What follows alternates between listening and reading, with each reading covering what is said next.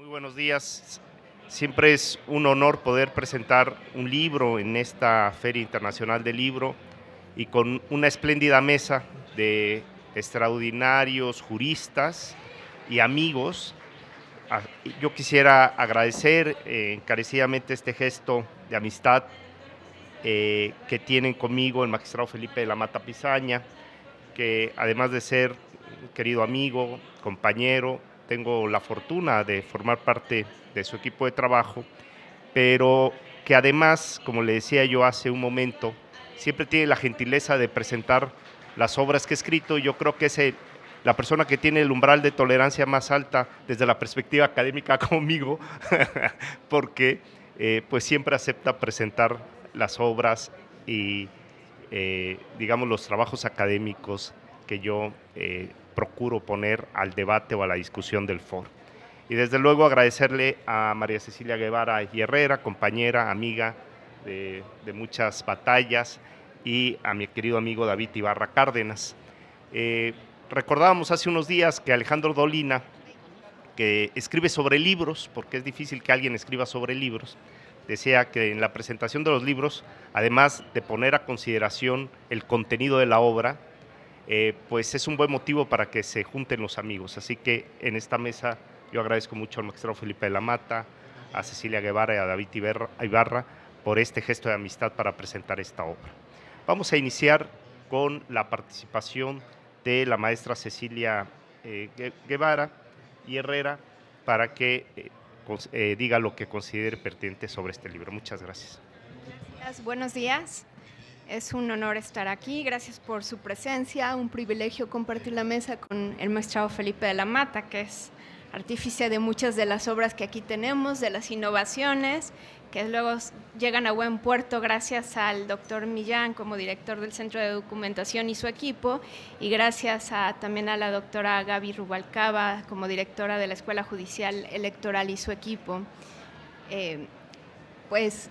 Un gusto compartir la mesa con David Ibarra y pues un honor presentar este libro del doctor Clicerio Coello, que como ya decimos, hemos tenido un largo recorrido en la materia electoral, hemos sido compañeros de trabajo, él ha sido mi jefe, como magistrado presidente de la sala especializada, actualmente estamos en la misma ponencia con el magistrado de la Mata y bueno, antes que nada lo considero un gran amigo, un experto en estos temas siempre a la vanguardia en materia constitucional, electoral y temas de libertad de expresión, ya con libros que quizás si bien no son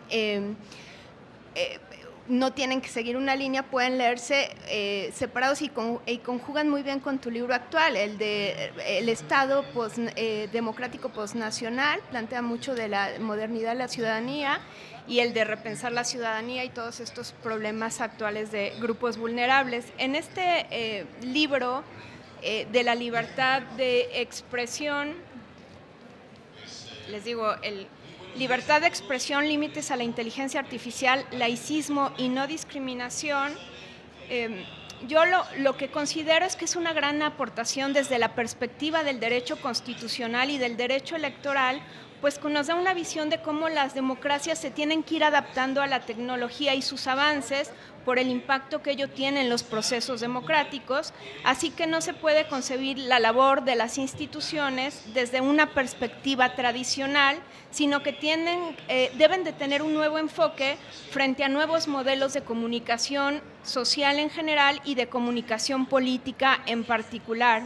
El libro es muy práctico, en menos de 150 hojas, dividido en 4 ensayos, nos presenta temas frontera a los que se enfrenta la libertad de expresión o temas límites como son los nuevos modelos de comunicación, los retos de la inteligencia artificial, la libertad de expresión política y el laicismo en el sistema democrático, la libertad de expresión frente a la no discriminación y un tema ya muy concreto que es la libertad de expresión política y el régimen sancionador electoral.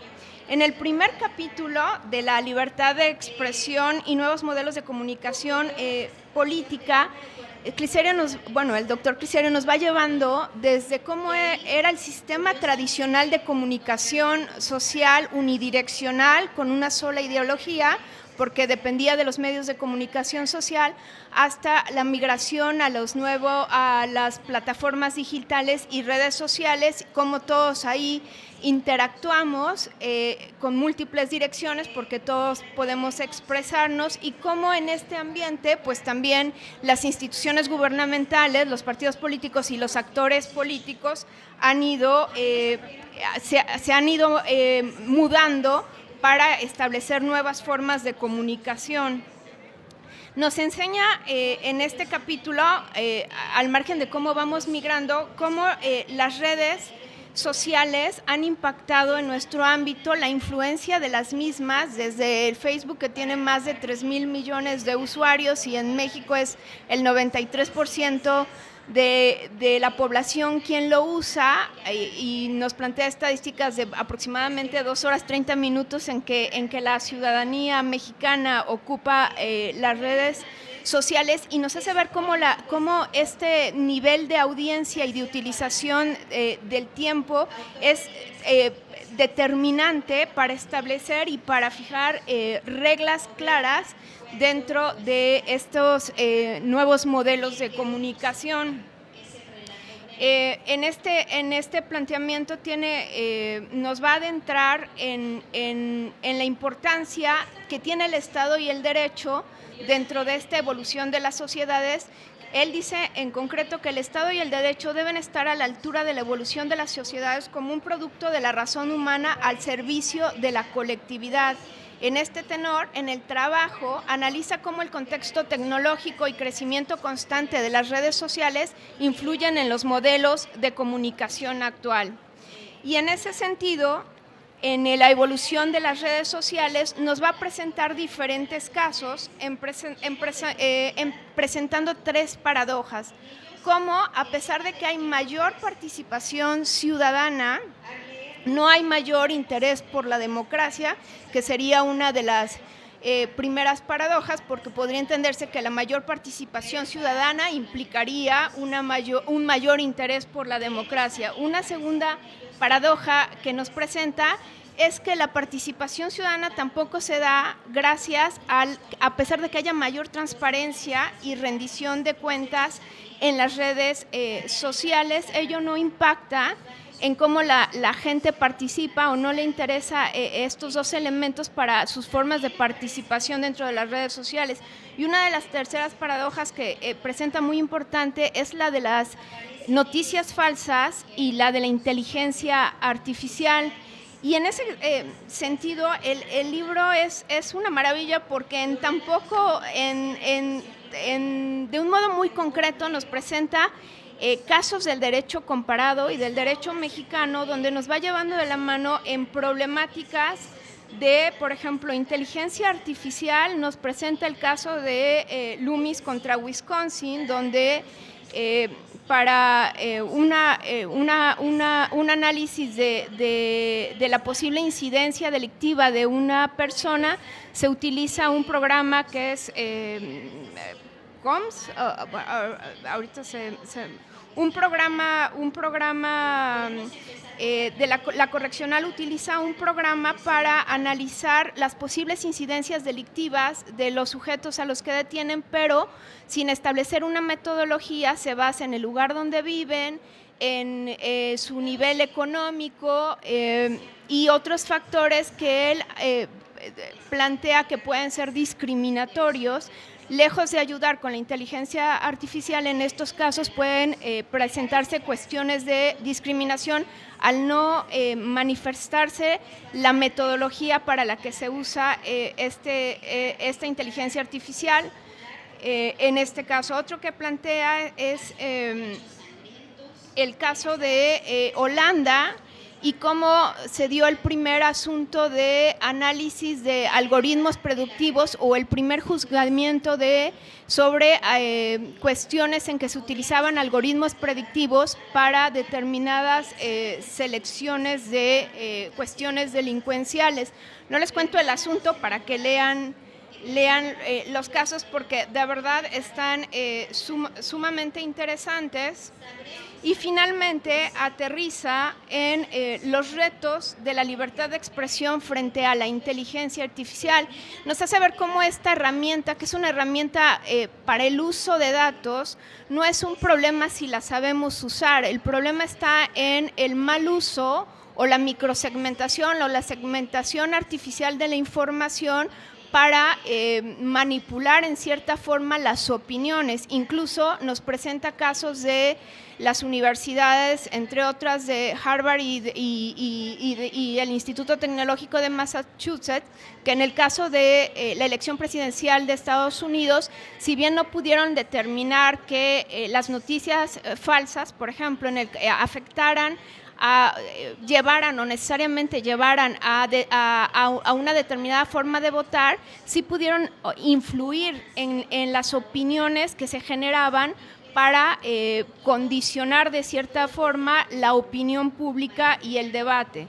Entonces, él, con estos análisis y reflexiones de este reto de la inteligencia artificial y de las noticias falsas, dice que se podrían generar, y esta es una palabra que me parece novedosa, aparte de poderse generar posibles discriminaciones y estigmatizaciones, se podrían generar, y yo nunca había oído esta palabra, guetos digitales.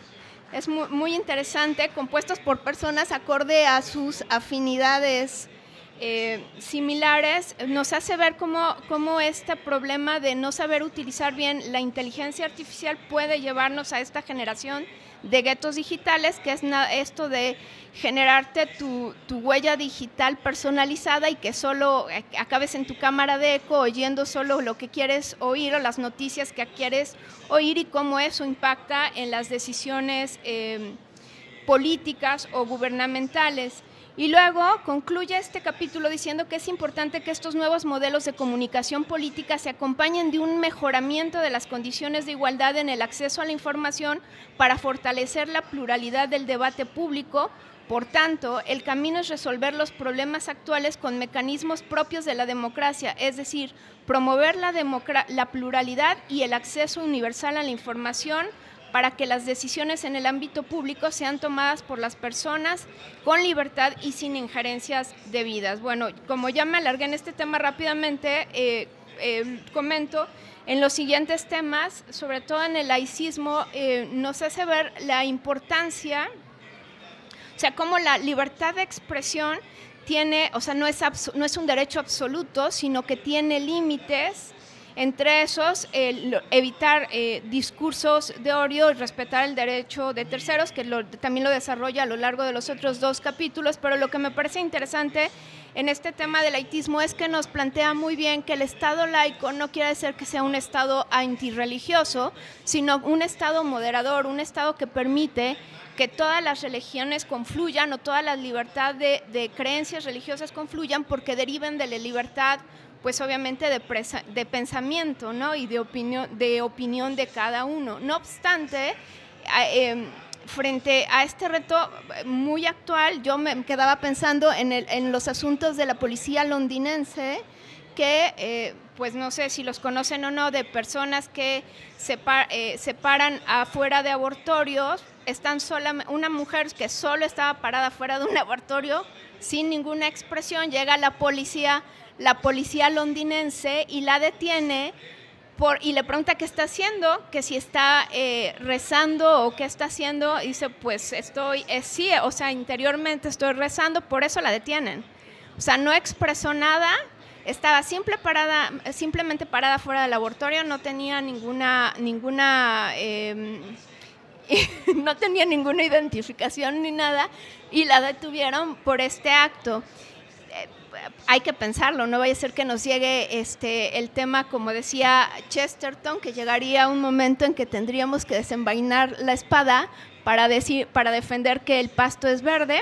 Les comento rápido otro caso que también pasó en Londres, es de una persona que en Twitter, con estos problemas de migración, sobre todo porque apuñalan a 3 niñas que estaban en un recital bailando canciones de Taylor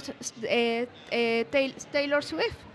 las apuñala una persona de origen musulmán.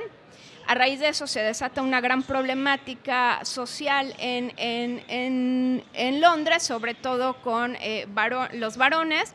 Uno de ellos, o sea, bueno, ni siquiera se sabe si uno de la manifestación o no, pero un varón tuitea, londinense, blanco, con todas las características londinenses, tuitea que no está de acuerdo en que sus impuestos se utilicen para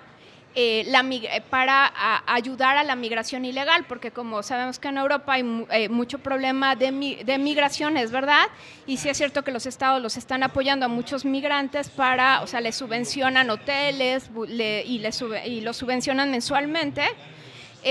Entonces él tuitea esto de que no está de acuerdo y llega la policía londinense y le sigue un proceso y lo condena aproximadamente 8 o 10 años y por su Twitter lo cambian por una gran, o sea, en este momento no me acuerdo cuánto es la multa que le imponen y en comparación a los musulmanes, por ejemplo, entre otros a que atacó a la niña, ha habido como una gran concesión de reducción de penas, hasta por problemas de violencia contra las mujeres, incluso agresiones físicas, de 8 a 10 meses, a lo máximo 1 año de prisión por este tipo de agresiones, como que parecen más rudos con las formas de pensar y de expresarse de su propia población que con la migración que llega. Solo el punto no es hay que aceptar, está bien, hay que abrir, que tú lo planteas muy bien, abrirlas, o sea, repensar la ciudadanía, abrir las fronteras. También es cierto que hay que pensar ya, o sea, avanzar a los extranjeros que cooperan y viven en un país y pagan impuestos y eso, ¿por qué no avanzar a abrir sus derechos político-electorales? Sin embargo,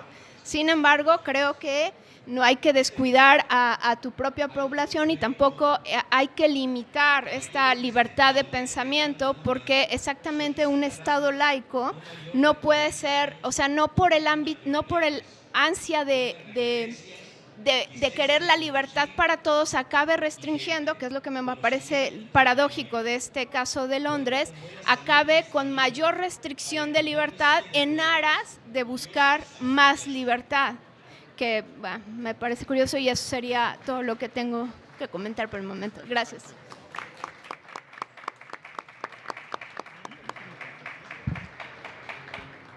Muchas gracias, querida Ceci, por esta espléndida presentación. Ahora le cedemos el uso de la palabra al maestro David Ibarra. Adelante. Muchas gracias, amigo.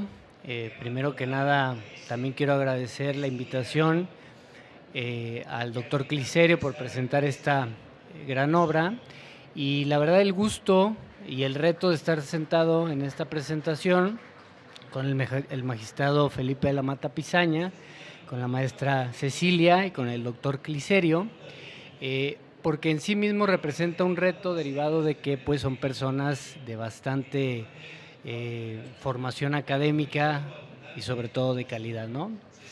Yo lo primero que les tendría que decir es que les recomiendo el libro y les recomiendo que lo compren, y no por un beneficio económico al autor, sino por el valor que tiene en sí mismo esta obra. Por lo regular las obras, los libros o cualquier documento académico se toma a partir del contenido del mismo, pero nunca o muy pocas veces se analiza lo que lleva detrás, ¿no? Y con esto me refiero a que la elección del doctor Cliserio me parece bastante pertinente, porque el tema de la libertad de expresión, en principio, es un tema complejo. El tema de la libertad de expresión política es todavía más, pero sobre todo él toma ciertos puntos que me parecen bastante claves en el contexto actual, sobre todo, por ejemplo, el primero que se refiere a los límites de la libertad de expresión política y la inteligencia artificial, ¿no? Pero hay otros temas también que son vigentes, pero que no son, por decirlo de alguna manera, novedosos, como es el laicismo y la no discriminación, y cierra con un cuarto capítulo relativo al procedimiento sancionador en materia electoral, ¿no? Una cuestión evidente más técnica, pero que la verdad es que yo creo que está bastante bien lograda esta obra. Y entonces, a partir de esa elección de esos temas, porque sabemos que en libertad de expresión política puede haber muchos otros más, estos me parece que son de la mayor relevancia actualmente. La manera que está trabajada la obra del doctor Criselio me parece también bastante, ¿cómo decirlo?, atinada, y no por una cuestión meramente de suerte, sino porque así el autor lo hizo. Metodológicamente me parece bastante bien trabajada, porque inicia con algunas bases teóricas en cada uno de los capítulos, nos da cuenta de las cuestiones conceptuales, ¿no? Algunas distinciones, por ejemplo, en el capítulo primero, la fake news, su definición, información que es un poco falsa y trata de incidir en la opinión de algún sector, pero hace su distinción con la opinión y también con la difamación, ¿no? A efecto de pues, no confundir esos conceptos que técnicamente o aparentemente serían bastante parecidos, ¿no? Y en un momento me referiré cuáles son las implicaciones que nos trae favorables este tipo de precisiones. Luego, en cada uno de los capítulos nos da un acercamiento, por ejemplo, el marco normativo, sobre todo en México, constitucional y legal. Y algo que me parece buenísimo en esta obra es los casos que nos da en latitudes a nivel internacional, pero también a nivel nacional, ¿no? Y sobre todo de criterios de tribunales, el Tribunal Europeo, la Suprema Corte de Justicia de la Nación y decisiones relevantes que ha tomado el Tribunal Electoral del Poder Judicial de la Federación, ¿no? En temas de límites, en ciertos casos de campañas de desprestigio, etcétera. Entonces, este librito, que como decía la maestra, aparentemente tiene un contenido corto y eso incentiva al lector no solo a comprarlo, sino a leerlo, trae un contenido que, digamos, es bastante amplio y bastante preciso, ¿no? Y yo destaco eso de la obra del doctor Cliserio porque a diferencia de otras, que no digo que sean para nada malas, muchas veces son algún tipo de compilación, ¿no? Donde que podemos encontrar temas, digamos, abordados ya en distintas formas, pero al final de cuentas un poco que tienen el camino ya avanzado. Y esta obra me parece bastante pertinente y bastante novedosa en algunos temas, como decía, el capítulo primero de la inteligencia artificial, ¿no? Hay otra cuestión que me parece a mí muy buena del libro y enfoca el tema de los límites de la libertad de expresión política, porque más allá de cuestiones descriptivas, digamos, problematiza ciertas cuestiones en el ámbito del día a día, ¿no? ¿Y a qué me refiero? Y es sobre todo de cómo da cuenta de casos en donde la inteligencia artificial, entendido como un elemento instrumental, que me parece que eso es lo que es, se ha utilizado en la mayoría de las ocasiones de una manera negativa, ¿no? Esto es, en el contexto político de campañas de denostar o golpear o desinformar. Y entonces, cuando yo leí esa parte me daba una referencia a lo que en los 90 Giovanni Sartori hizo, que era el Homo Videns, ¿no? La sociedad teledirigida, en donde, bueno, Sartori destacaba mayor desinformación, menos información, pero enfocaba el punto de ese valor instrumental en la televisión. Y me parece a mí que Cliserio da en el clavo, muy bien, entre otras cosas, porque destaca este elemento que es la inteligencia artificial, el internet y las redes sociales, ¿no? Me parece que está bastante bien trabajado la obra de Cliserio, pero también nos invita a un reto y lo invita a un reto a él, que es continuar con probablemente una obra por cada uno de los capítulos, porque me parece que da algunas pinceladas bastante precisas, algunos tiros de precisión, pero que abre la puerta a bastantes discusiones, ¿no? Actualmente la cuestión de la plataforma X, los guetos que se manejan a partir de algoritmos, ya por lo menos yo me acordaba que alguna vez decía alguna palabra con mi esposa, con mi hijo, y por casualidad o por inteligencia artificial en mi celular me aparecía algo de eso, ¿no? Si yo le decía a mi niño que qué juguete le gustaba y él me decía que un carrito de bomberos, no sé por qué me aparecía un carrito de bomberos en mi celular, ¿no? Eso como un mecanismo de mercado o económico, pero en el contexto de la libertad de expresión política, y Cliserio lo maneja muy bien, es el tema de incidir en la opinión de forma positiva o negativa respecto de un electorado, ¿no? Entonces me parece que esta arma bastante potente da cuenta de ciertas complicaciones, pero tampoco, digamos, están inacabadas, ¿no? Creo que es una cuestión, la inteligencia artificial exponencial, y Cliserio lo que retoma es aquello que ha sido más visible, que son las fake news, ¿no? Pero probablemente vengan otro tipo de cuestiones relacionadas con la inteligencia artificial en el contexto político, pero en otro tipo de contextos. Y entonces este libro me parece que para eso nos da bastantes herramientas, ¿no? Me parece por eso que esta obra de Cliserio está en contenido bastante nutrida y metodológicamente bastante bien trabajada, ¿no? Bastante bien lograda, y es algo que yo, la verdad, sugiero a todos ustedes y a aquellos que por alguna red social nos vean, que adquieran, porque es o tiene bastante gran valor. Luego hay otra cosa, ya que se me acaba el tiempo, pero rapidito, hay otra cosa que yo destaco, y yo creo que es un cálculo del propio autor, que no nos lo dice, pero es una trampilla por ahí, porque los 4 temas que aborda esta obra, si ustedes se fijan, pueden ser temas que pueden ser entrelazados. Inteligencia artificial, laicismo, no discriminación, procedimiento sancionador. ¿Y a qué me refiero? Imaginemos un caso de laboratorio donde en una campaña política se utiliza la inteligencia artificial para promover fake news, ¿no? Pero en esas fake news traen por ahí algún mensaje de odio dirigido a denostar por creencias religiosas, de preferencia sexual, étnicas, etcétera, a un cierto sector de la población.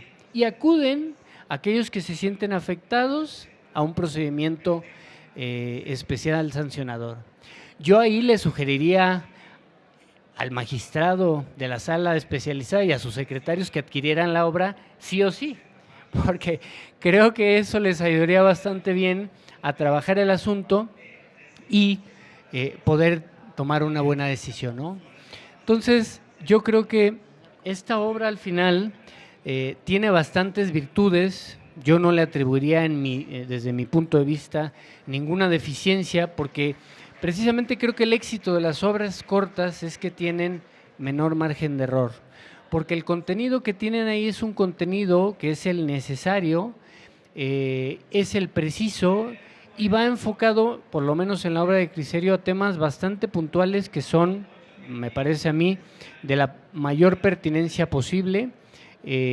No demerito algún otro tipo de tema de la libertad de expresión política, pero estos me parece son esenciales y que a partir de aquí van a dar para mucho material de discusión. Ya por último,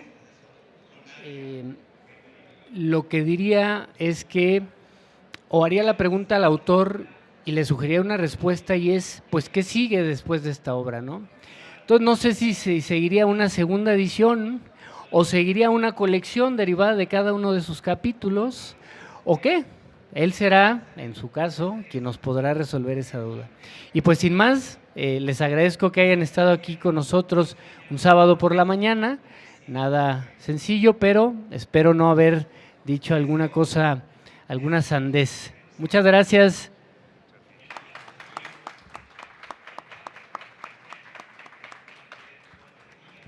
Muchas gracias, apreciado David. Ahora le cedemos el uso de la palabra para que exponga lo que considere el magistrado Felipe de la Mata Pezaña. Muchas gracias. Muchas gracias, querido Clicerio. Antes que otra cosa, es un gusto estar contigo en esta mesa, también con mi amiga María Cecilia Guevara y Herrera, y por supuesto con David Ibarra. Todo un gusto estar con ustedes esta mañana del sábado para platicar del nuevo libro de mi amigo querido Clicerio Cuello. Vamos a platicar un poco de este libro, porque creo que es importante hacerlo notar. Es un libro en torno al tema de libertad de expresión política. Y recordaba, al repasar estas líneas, los primeros días en que fundamos la sala especializada. No hay que tener demasiadas dudas. Fue la sala especializada la que estableció los criterios de, ¿cómo decirlo?, de libertad de expresión ponderada o mayormente ponderada, vamos a decirlo, en relación con la reforma de 2014. En 2014 se creó un sistema constitucional que pudo haber llevado a una fórmula de sistema inquisitorial donde se callara a periodistas, donde se callara a participantes del proceso electoral. Y si esto no sucedió, fue gracias a los criterios de la sala especializada del tribunal. Platicaba también con mi amigo Clicerio Cuello de esta temática y pensaba yo justo en la afortunada circunstancia de ese año 2015, cuando fundamos la sala especializada, en que 3 magistrados coincidiéramos en una circunstancia muy particular, y era el tema de libertad de expresión.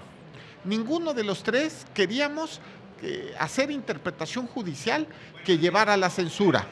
Ninguno de los 3 deseábamos cerrar el diálogo entre los actores políticos y mucho menos callar a los periodistas.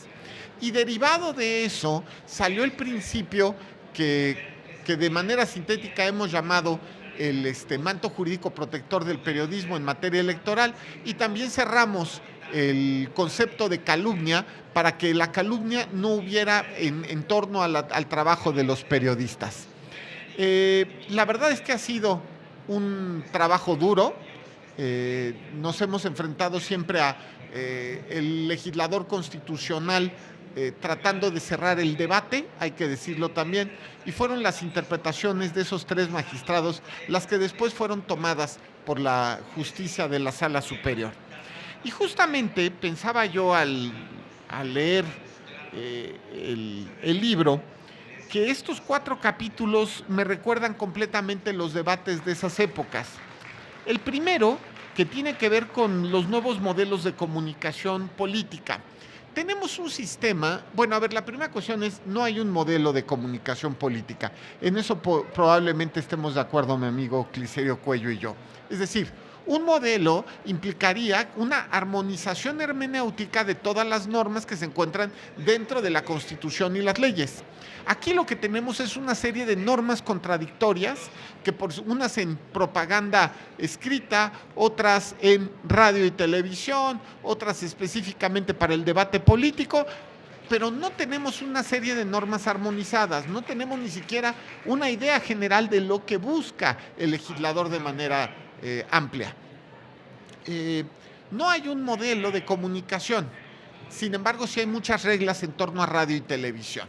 Y eso es justamente de lo que tenemos que decir. Es una gran paradoja que estas reglas, que tienen su origen en 2007, pero que en 2014 se ven todavía reforzadas, pues se refieran a radio y televisión, pero no se refieran al tema de vías digitales. Hoy día es verdad que la gente se sigue informando de manera preponderante con la radio y la televisión. Según la estadística que yo he leído, está alrededor del 60%. Pero fíjense ustedes cómo ha ido creciendo en las últimas décadas el tema de información a través de vías digitales. Si recuerdo bien, anda por ahí del 30%, ¿no? Esto es decir, para informarse de noticias. A ver, esto significa que muy probablemente en menos de 10 años la tendencia se haya invertido. Y es necesario preguntarnos, por supuesto, cómo va a ser la propaganda electoral por vías digitales. ¿Cómo lo vamos a conseguir? Vamos a decirlo de alguna manera, que esto funcione bien. A ver, y aquí viene una de las cuestiones que más me preocupa, que es el tema de la inteligencia artificial. La inteligencia artificial no es un hecho del futuro, es algo que ya estamos viviendo todos. Como decía hace poco, es una buena época para estar vivo. De repente las cosas nuevamente de manera vertiginosa están cambiando. Nuevamente tenemos que adaptarnos y nuevamente nos hace sentir de alguna manera el mundo que estamos vivos y eso es maravilloso. Ahora, fíjense la cuestión. La inteligencia artificial, que puede hacerle mucho bien a tantas personas, también puede llevar a una estigmatización de grupos sociales y puede crear que haya una polarización en torno a los debates políticos, de tal manera que la gente de derecha no escucha a la de izquierda, o la de izquierda a la derecha, o la de centro, o inventen ustedes el concepto que quieran. Puede generar también la inteligencia artificial pues fórmulas de discriminación en torno a razas, contenidos, circunstancias. Es decir, podemos tener, gracias a este sistema, si no hay una ética digital, y ese creo que es el tema, la ética del programador, ¿de acuerdo? Si no hay una ética digital adecuada, esto puede ser, en lugar de un gran beneficio para la humanidad, un crash, ¿de acuerdo? Tenemos que inventar entonces algunas fórmulas, me parece, de la ética del programador, de la misma manera que Asimov en el siglo XX creó las leyes de la robótica, ¿no? Y la primera ley de la robótica, si recuerdo bien, era un robot no puede atentar contra la vida de un ser humano. Me parece que tenemos que plantearnos, bueno, la segunda, un robot tiene que obedecer todas las órdenes de un ser humano si no es contraria a la primera ley de la robótica, ¿no? Y la tercera, un robot tiene que cuidarse a sí mismo si no es contrario a la segunda o primera ley de la robótica. Creo que todavía hay más leyes, pero voy a dejarlas en estas tres. La pregunta que se hacía Asimov en el siglo XX, si ustedes se dan cuenta, es: tiene que haber una ética de la robótica y una ética digital. En la programación, la base fundamental tiene que ser que la inteligencia artificial no puede atentar contra un ser humano. Ningún tipo de inteligencia, diría yo, ni la natural ni la artificial.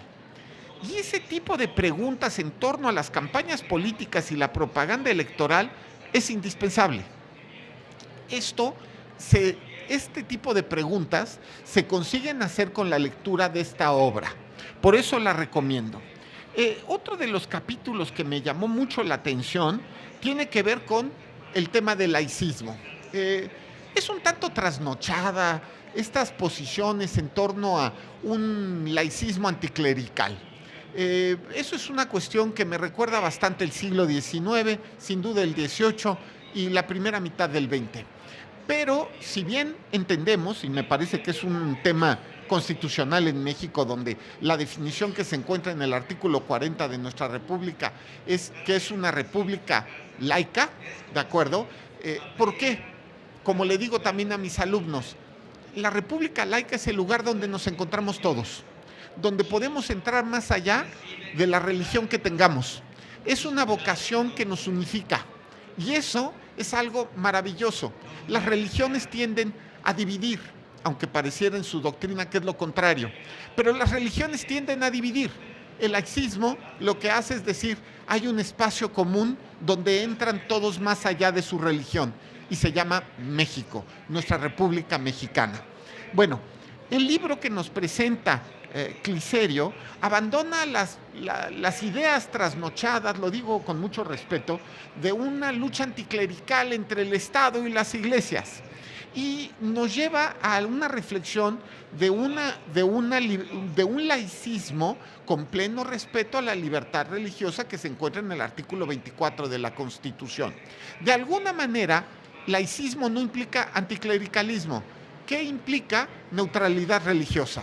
Es decir, el Estado no ataca a las iglesias no atacan al Estado, no se meten en los temas del Estado y a partir de ahí se puede generar un debate común nuevamente para que no existan influencias que pueden ser perniciosas.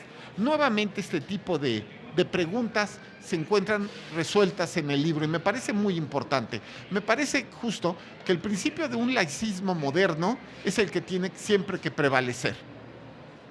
La cuestión en el capítulo 3, que es libertad de expresión política y principio de no discriminación, me parece que nuevamente aquí volví a recordar nuestra sala especializada, porque también hay que decir que la agenda de no discriminación no la creó la sala especializada, existía ya en otras sentencias electorales, pero algunas de las materias de la agenda de no discriminación, particularmente lo que tuvo que ver con personas con discapacidad y algunas otras agendas específicas, sí fueron, ya se dice violencia de género, y otros temas más que ahorita sería largo decir, sí que se crearon en la sala especializada. Ahora, eso justo es lo que se denota en esta obra que nos presenta Cliserio, donde justamente se establece que el Tribunal Electoral ha tenido una línea jurisprudencial bastante importante en torno a potenciar la libertad de expresión en búsqueda de los principios de no discriminación. Y esto incluye también la potenciación, y me acuerdo de esa gran sentencia que salió de su ponencia en el año 2016 en torno a los subtítulos de los spots de radio y televisión que hasta ese momento no tenían subtítulos, entonces las personas con debilidad auditiva pues no se enteraban de lo que decían los spots electorales. No sé si eso les daba felicidad, cabe decir, en una de esas eran más felices antes, ¿no? Pero lo cierto es que en 2016 cambiamos la regla por vía de interpretación judicial y se estableció claramente que los spots tienen que tener pues este tipo de comunicación escrita para debilidades auditivas. Finalmente, viene el tema de libertad de expresión y régimen sancionador. Esto va a cambiar nuevamente. Si bien efectivamente seguirá existiendo el procedimiento especial sancionador, el martes o miércoles pasado fui a la Sala Guadalajara, platiqué alguna de las de los puntos, pues lo voy a decir con claridad, torpes que se encuentran en la ley, donde claramente hay una serie de contradicciones y defectos que no nos permiten en principio llegar a conclusiones muy claras en torno a cómo será el procedimiento especial sancionador nuevo. Pero, como también dije, no hay que asustarnos. La ley tiene que ser más inteligente que el legislador, es decir, la interpretación judicial de la ley tiene que ser más inteligente que el redactor de la ley. Puede ser que el redactor de la ley sea ignorante, sea torpe, pero en la aplicación judicial eso no se puede permitir, o al menos eso es lo que me enseñaron a mí en doctrina. A ver, el libro que nos presenta Cliserio son 4 artículos de lo más interesante que deben ser leídos para un régimen, digamos, moderno de interpretación jurídico-electoral. Quiero felicitar a Cliserio, mi amigo, antes que nada. Quiero decir también que es un hombre que le ha aportado mucho a la justicia electoral, que lamentablemente por cosas que no entiendo, bueno, que sí entiendo, pero que se explican solamente en términos de viejos regímenes, Cliserio solo pudo ser 3 años magistrado de la sala especializada, que lo elegimos nuestro presidente por la gran bonomía y la gran facilidad que tiene para generar consensos. De verdad, Cliserio, por circunstancias de la vida, no es que tú estés en mi equipo, sino que somos equipo.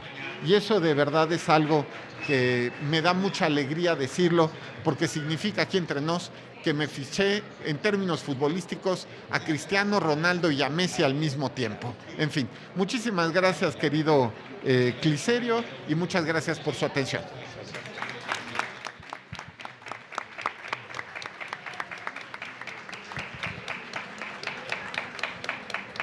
Muchas gracias, querido Felipe, amigo, por tus generosas palabras, derivadas de muchos años de conocernos y también de que hemos librado muchas batallas juntos, ¿no?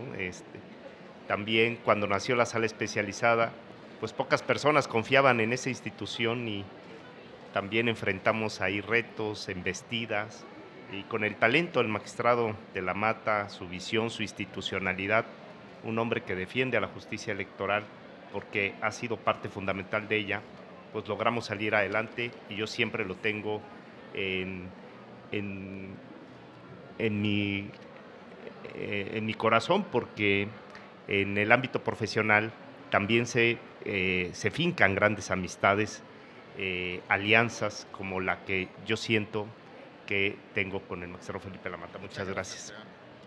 Fíjense que la inteligencia artificial no es algo totalmente nuevo. En los últimos años, prácticamente todas las ciencias están abordando a la inteligencia artificial.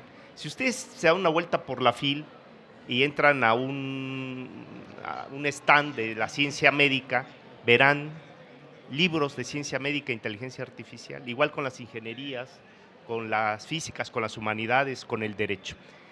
Y hace 30 años, un científico que apostó por la inteligencia artificial, Jürgen Schmidt-Huber, él quería ser un científico más inteligente que él, dice. Quiero ser una persona que sea mucho más inteligente que un científico humano, a través de un sistema de inteligencia artificial.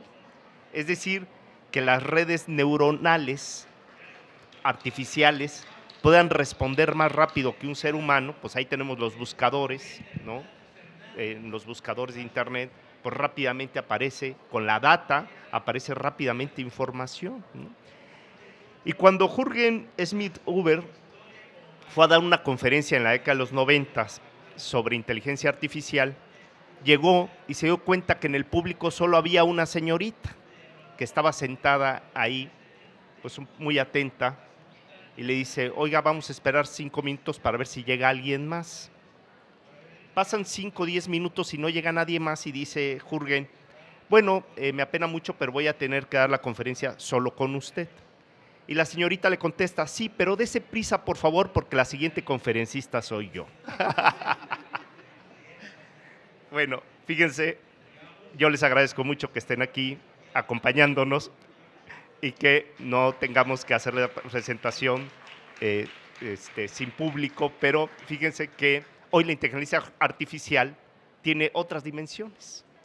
Hoy está interesando a todo el mundo. En la década de los 90 parecía algo raro de los robots, como alguien, y a Jürgen además su mamá siempre le decía que estaba loco, y sus amigos también, porque le decían: oye, ¿cómo crees tú que vas a lograr crear un científico más inteligente que nosotros? ¿No? Y bueno, se empeñó sobre todo en las ciencias médicas, y hoy se pueden hacer diagnósticos y prevención de enfermedades a través de sistemas de inteligencia artificial. La inteligencia artificial es un gran aporte al desarrollo científico, trae grandes beneficios a la humanidad, pero también tiene, digamos, como toda moneda, tiene dos caras. Y yo tuve una motivación de escribir sobre libertad de expresión e inteligencia artificial viendo 2 programas de televisión. En el segundo, cuando acabó ese documental y apagué la tele, dije: me gustaría escribir algo sobre eso, no sé si soy capaz, pero lo voy a intentar. Fíjense, la primera estaba yo viendo un documental sobre el Brexit, ¿no? Y entrevistaban a jóvenes, porque curiosamente la gran mayoría de los jóvenes votó por salirse de la Unión Europea. Tú dices, ¿los jóvenes ingleses no son europeístas? Porque la gente mayor, digamos los más conservadores, en el sentido de conservar el estado de las cosas, pues votaron a favor de quedarse en la Unión Europea. Y cuando le preguntaban a los jóvenes: oiga, ¿y usted por qué votó a favor del Brexit en contra de la Unión Europea? Decía: mire, a mí me llegaba mucha información a mi teléfono, porque nosotros no decidimos qué nos llega. Cuando ustedes deslizan, no es como antes, que nos metíamos a un buscador y nos metíamos a una página de internet. En la antigüedad, en mis épocas, usábamos el internet porque teníamos curiosidad por aprender o saber algo. Y nosotros buscábamos páginas y entrábamos, si a la página del Tribunal Constitucional Español, que si esto, que si tal, ¿no? Porque estábamos queriendo buscar una información. Y ahora nos escogen. O sea, nos llega información que nosotros no decidimos si la queremos ver o no. Y entonces los jóvenes dicen: me llegaba mucha información sobre el nacionalismo inglés. y le preguntan, ¿y ahora le llega esa información? No, después de la elección me dejó de llegar esa información. Y entonces estaba muy orgulloso de mis valores patrios y he decidido votar por salirnos de la Unión Europea. ¿Y está usted conforme con esa decisión? La gran mayoría decía, no, estoy arrepentido. Ya no puedo ir a Europa como Juan por mi casa, ya no puedo hacer intercambios universitarios, perdí la posibilidad de la beca Erasmus, que es la posibilidad de que los jóvenes vayan a otras universidades becados en la Unión Europea, no tengo posibilidades de ir a trabajar sin permiso de trabajo a cualquier otra ciudad, tengo unas limitantes que antes no tenía y ahora estoy arrepentido. ¿Y por qué tomaste esa decisión? Porque estaba yo influenciado por la información que me llegaba a mi teléfono celular. Fíjense. Y cuando se le pregunta a los empresarios de estos sistemas, Cambridge Analytica y todo eso, ellos aceptan que sí transforman voluntades. Fíjense, en el documental, cuando lo cuestionan, le dice, ¿usted está consciente? Sí. Y en la primavera árabe, que se convocó por redes sociales, ¿quién era el convocante de la marcha? ¿Quién era? Eran las redes sociales que estaban convocando a una marcha para que los jóvenes salieran de las universidades en contra del régimen.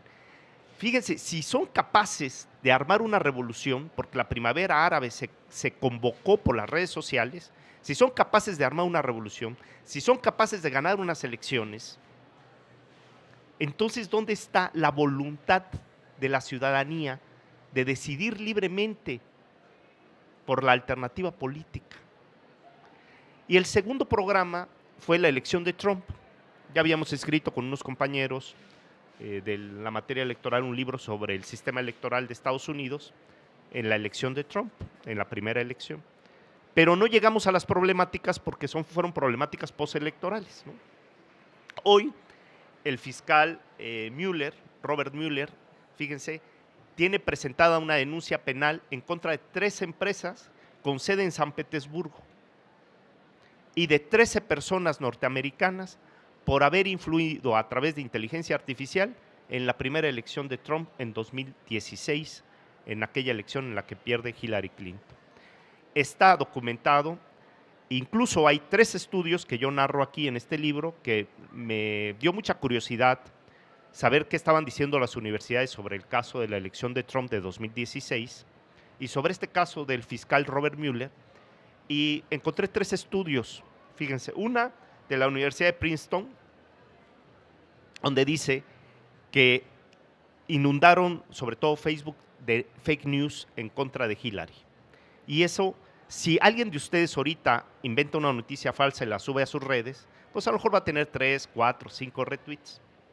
Pero si se hace con inteligencia artificial, pues inundan las redes con bots, con miles.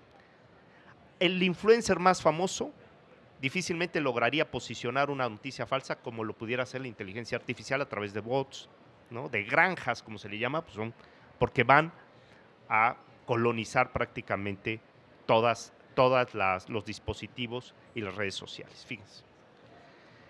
La Universidad de Nueva York y Stanford, ese es un estudio muy largo, me llevó varios días tratar de entender, porque ahí hacían encuestas a la ciudadanía, porque dijeron, bueno, hay fake news, eso ya.